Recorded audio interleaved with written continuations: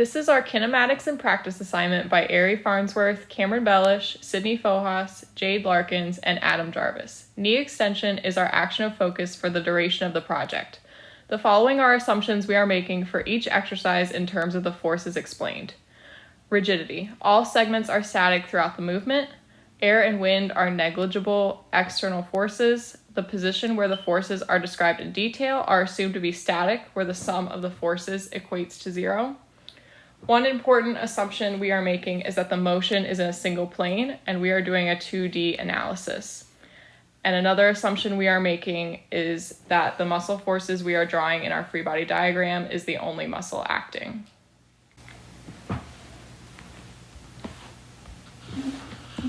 Okay, Jade, so today we're just going to do a squat. So what you're going to do is start with your feet a little bit wider than hip distance apart.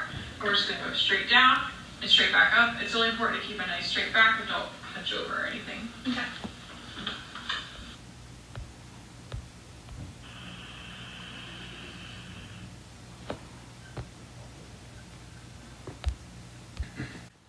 So discussing the arthrokinematics, here we are working with a stable concave surface and a moving convex surface. This means that the roll and the slide are happening in opposite directions, with the femur rolling anteriorly and the glide happening in the posterior direction.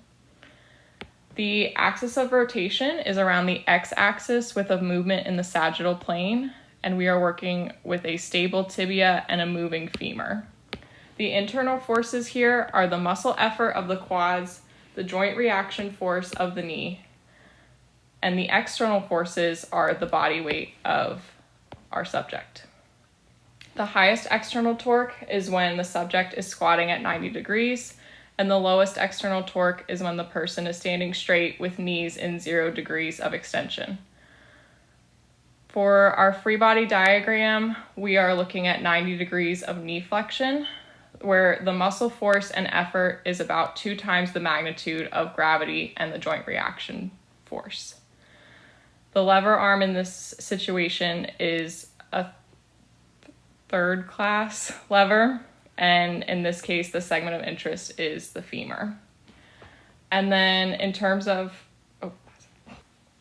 in this diagram, the red line represents the muscle force, the blue line represents the joint reaction force, and the green line is the pull of gravity. In terms of making this exercise more difficult, we would move this exercise to a single leg, where more muscle force would be required for the quad muscle. If the client had arthritis, we would decrease compressive forces by changing the exercise to a squat to a chair. It would decrease the joint reaction force as we would not be reaching the longest moment arm position. If the client had a soft tissue injury, we would reduce the shear forces by changing the exercise to a wall sit. The load would remain the same, but this version of an isometric hold would mean that there So what we're going to do is we're going to do a kickback set. So what I want you to do is just put the TheraBand around your ankle.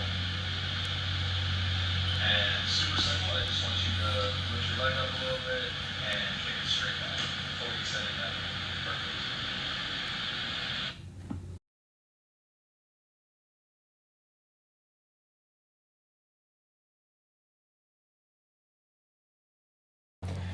So considering kickbacks with a TheraBand, the stable portion is going to be the tibia and the moving portion is going to be the femur, meaning that the stable portion of this exercise is concave and the moving is convex. This means in an arthrokinematic sense that the rolling and sliding is going to be in opposite directions, with the femur rolling anteriorly and gliding posteriorly. In terms of osteokinematics, the axis of rotation is going to be around the x-axis with the movement in the sagittal plane. The internal forces of this exercise are muscle effort of the quads and a joint reaction force of the knee, with external forces of this exercise being the resistance band and body weight. The highest external torque is when the lower extremity is straight, so the knee being at 90 degrees or 0 degrees, like it is on this video right now. And the lowest external torque is going to be when the knee is at 90 degrees of flexion at the knee joint. In the frame that you're seeing right now, the Knee is at 0 degrees of extension. Gravity is the smallest in proportion, followed by the joint reaction force, followed by the resistance, and then the muscle force. The muscle force is going to be the red arrow. The joint reaction force is going to be the blue arrow. Gravity is going to be the green arrow, and the resistance is going to be the yellow arrow. The lever that is present in this exercise is going to be a third class lever, and our segment of interest is the tibia. How we would make this exercise more difficult is if we made the resistance band more taut, and this would increase the effort force because of increased resistance force. If our client had arthritis and we wanted to decrease compressive forces, we would adjust the exercise by doing the exercise in a quadruped position, decreasing the resistance force, which would decrease the joint reaction force, removing the weight-bearing component, which decreases the compressive force on the opposite leg. If our client had a soft tissue injury and we wanted to keep the load on the muscle the same with less shear, we would adjust the exercise by starting at less than 30 degrees of knee flexion compared to a greater angle prior to the kickback motion. This reduces the change of angle, thus decreasing shear forces while having to complete knee extension. Okay, we're gonna do some step up. So I'm gonna demonstrate to you first. You're gonna stand right in front of the stair, and then you're gonna step onto the second step, and then bring the rest of your body with you.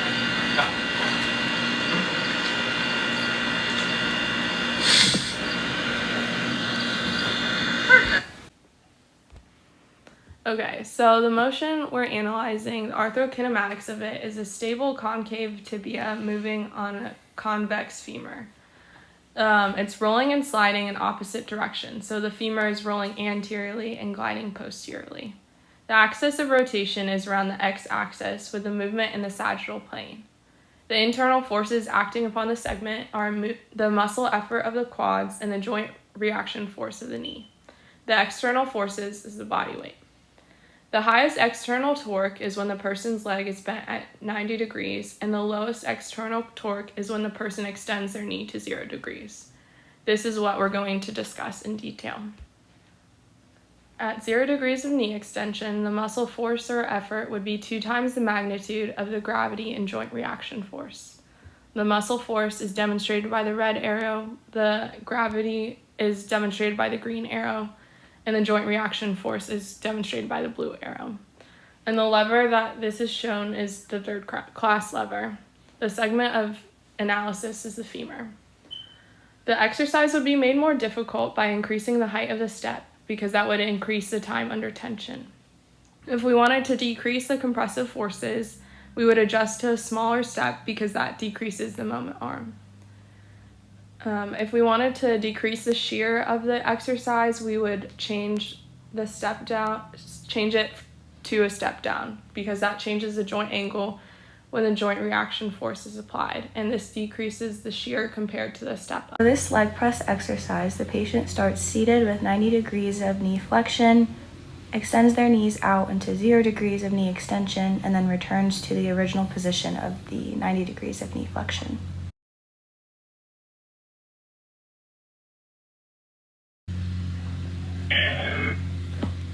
In the video, we see a stable concave tibia with a moving convex femur, where the roll and slide is in opposite directions with the femur rolling anteriorly and gliding posteriorly.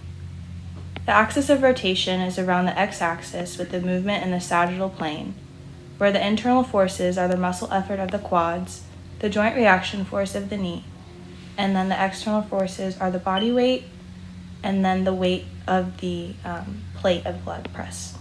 The highest external torque is when the knee is bent at 90 degrees, and then the lowest external torque is when the legs are extended at 0 degrees.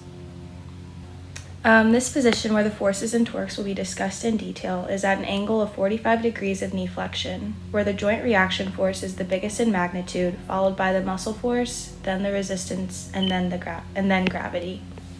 The lever present in this system is a third-class lever with the segment of interest being the femur. The free body diagram pictures each of these forces, where the green arrow is gravity, the red arrow is the muscle force of the quads, the yellow arrow is the resistance, and then the blue arrow is the joint reaction force.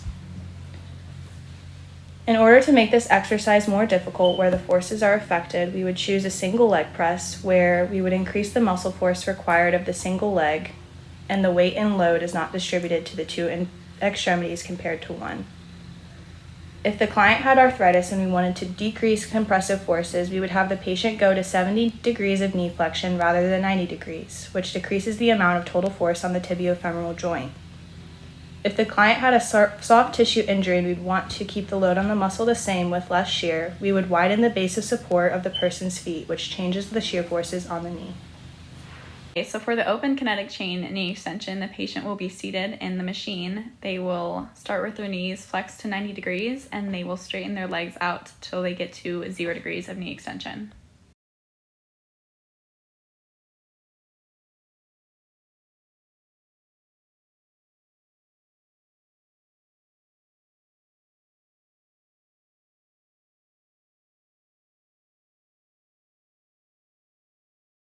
The arthrokinematics for this will be the stable convex moving on concave, so the roll and glide will happen in the same directions with the tibia rolling and gliding anteriorly.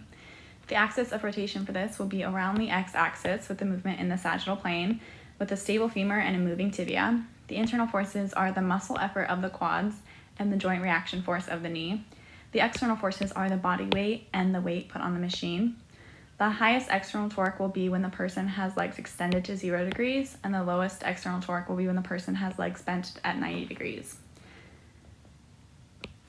We'll focus on the 45 degrees of knee flexion with our free body diagram having the muscle force about 3 times the magnitude of the joint reaction force and the weight/resistance and gravity. The lever present in this is a 3rd class lever, and the segment of interest is the tibia. In order to make the exercise more difficult, we would increase the weight, which would change the resistance rate. If the client has arthritis and we want to decrease compressive forces, we would adjust the exercise by bringing the weight closer to the knee, therefore decreasing the moment arm. If the client had a soft tissue injury and we want to keep the load on the muscle the same with less shear, we would do an isometric hold at 0 degrees.